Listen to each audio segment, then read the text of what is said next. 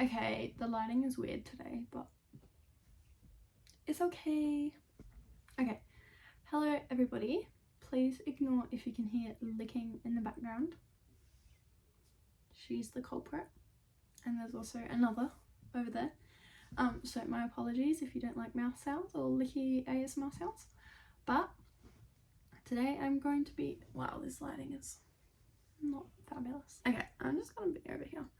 Today I'm going to be doing my July book reading wrap up and also my August TBR books that I want to read. The last couple of months I've been really lax in my reading and really, I don't know, just not enjoying it, not wanting to pick up a book, but July kind of flipped that around a little bit. I was enjoying books a lot more. Do not knock that.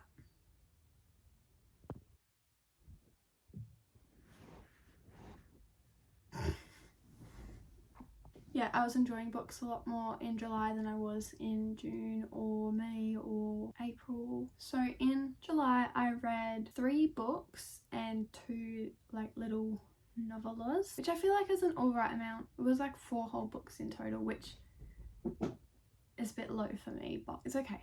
I wasn't enjoying it as much, so I'm glad I got to read that much. So the first book that I read was Powerful by Lauren Roberts. This is the little novella of Powerless, and it's centered around the main character of Powerless. Her name is Payton and her best friend's name is Adina. So Powerful is centered around Adina and what was happening with her during the events of Powerless. I really liked it. I liked it a lot more than Powerless, to be honest. I thought there was a lot more romance and tension between the 2 characters more than Payton and Kai. I liked it a lot better, but the ending was sad. If you know what happens, then you know that it was really sad. But I gave Powerful a 3.75, I think, because I did enjoy it, but it still was not one of my favorite fantasies. And then I read Off to the Races by Elsie Silver, which is the first book in the Ruby Creek series.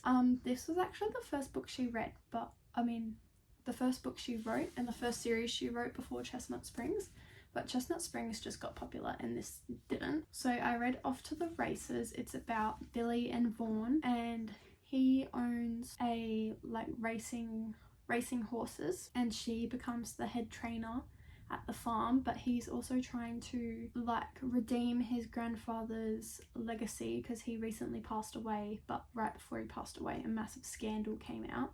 So he's trying to redeem his grandfather's legacy while also they're working together to get this horse ready for the races. I really liked it. It just was a bit slow for me to read.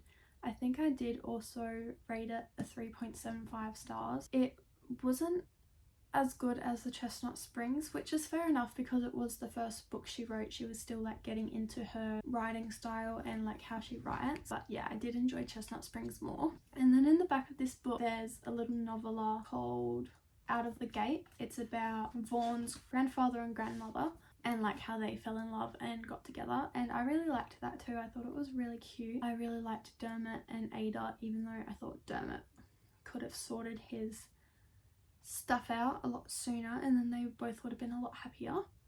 But I did enjoy it, and I think I gave that a 3.75 as well, just because it was really cute. But I would have liked if they'd have had a full novel.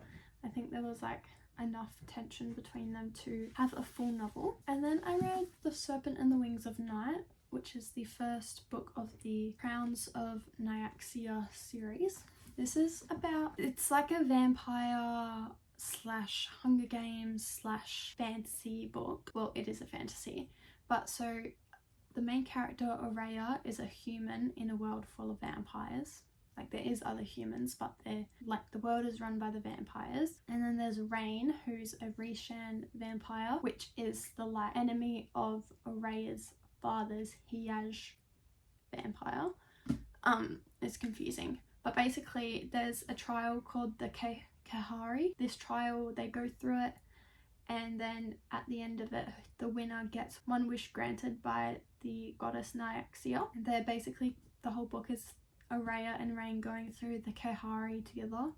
I think I'm saying that right. I hope I am, because that's how I said it the whole book. Yeah, so they become allies and then they help each other, and then it ends on a little bit of a cliffhanger, I will say.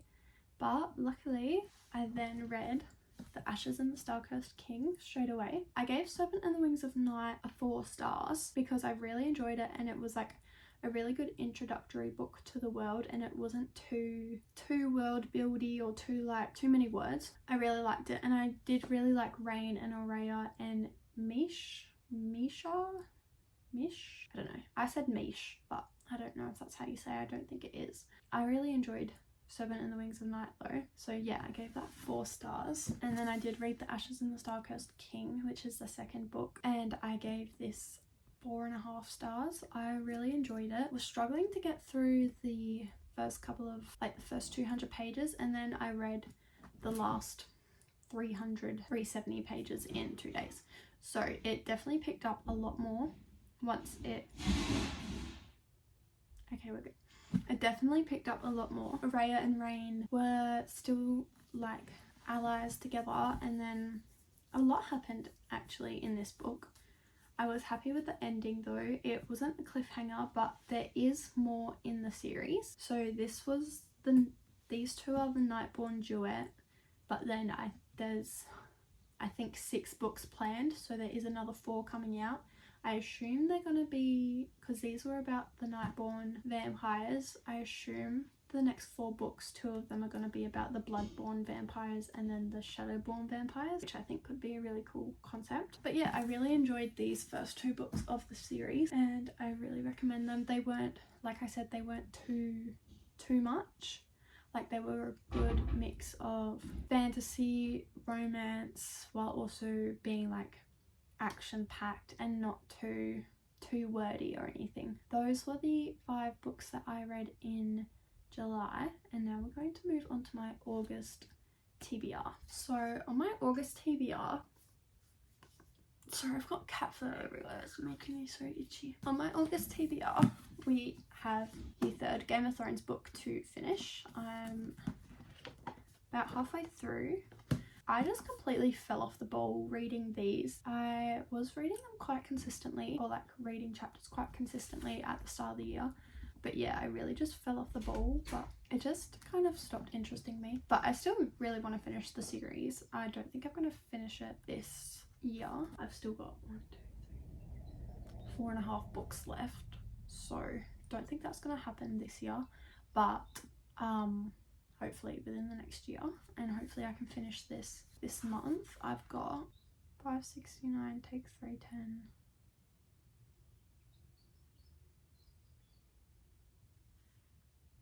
Oh, I've only got 260 pages left, which I can easily finish if I just do a chapter a night or 2 chapters a night. And then I have The Deal by Elle Kennedy, the hockey romance. I started this one yesterday. I'm already thinking it's a little bit cringe, but that's fine. I still am liking it, and it's really fast paced, really easy to read.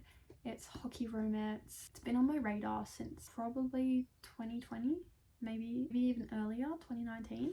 But yeah, it's just been so expensive to buy in Australian bookstores, so I never did. But then they came out with the cartoon covers, and these ones were like $23, just still a lot, but better than $35. So hopefully I can finish The Deal within the next day or 2, hopefully by the end of the weekend. It is Thursday now, so I should be able to get that done pretty quickly. One of my book goals for the year is to read 5 classics.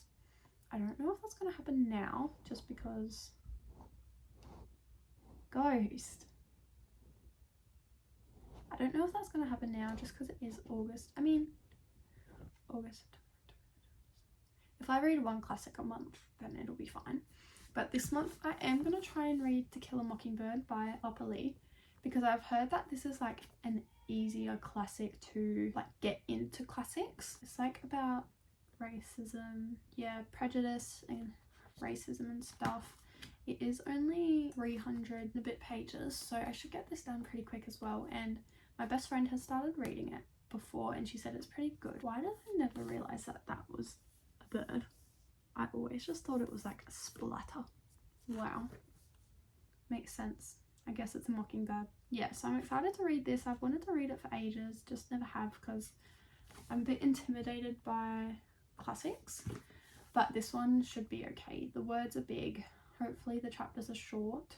I don't do well with long chapters. Yeah, we have that. And then we have Crescendo by Becca Fitzpatrick, which is the second book in the Hush Hush series, because I read Hush Hush or reread Hush Hush back in June, and ever since then I've just wanted to continue on with the series. So I'm going to read Crescendo, and then pending on when during the month I get this done, I may just finish the series because I know that it's going to be on my mind no matter when I finish it. Yeah, this one's when the other guy comes in.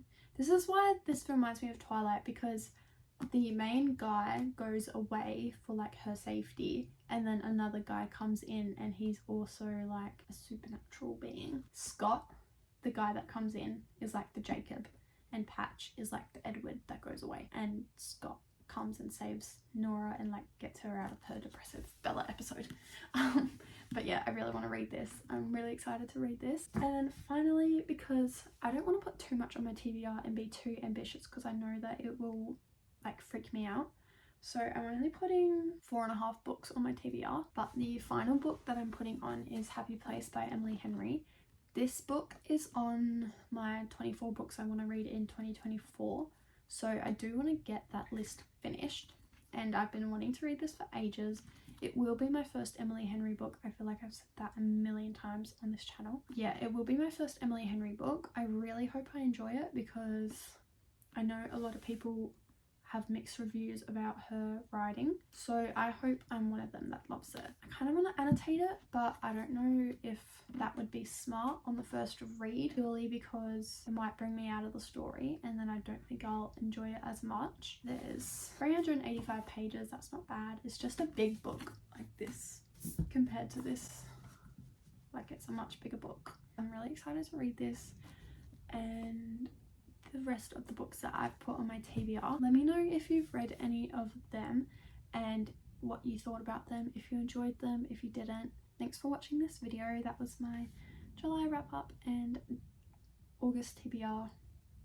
Like, comment, subscribe, all that stuff you know how to do, and I'll see you in the next video. Thank you.